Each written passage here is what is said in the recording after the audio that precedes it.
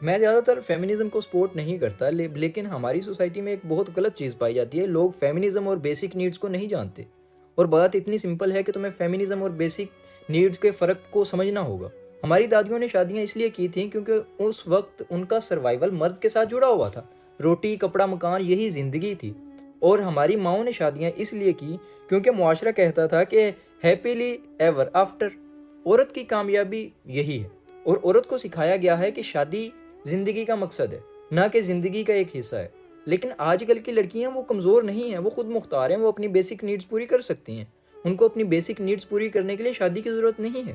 انہیں ایک ضرورت ہے تو ایک کمپینین شپ کی ضرورت ہے، ایک ایسے رشتے کی جہاں پہ انہیں عزت ملے اور آزادی ملے۔ لیکن سوسائٹی کو یہ بات ہضم نہیں ہوتی، کیونکہ جب عورت سوچنے لگتی ہے تو مرد کے کنٹرول کو خطرہ محسوس ہونے لگتا ہے۔ وہ کہتا ہے کہ اگر یہ خود مختار ہوگی، یہ سوچنے لگے گی تو میں کنٹرول کس کو کروں گا؟ تب وہ فیمنزم کو ریبیلین کہنے لگتے ہیں، حالانکہ یہ ایک صرف بیلنس ہوتا ہے۔ اصل میں فیمنزم جو ہے وہ شادی توڑنے کی بات نہیں کرتا، بلکہ وہ شادی اور رشتہ نبھانے کے لیے نئے اصول دیتا ہے، جہاں دونوں انسان برابر ہوتے ہیں۔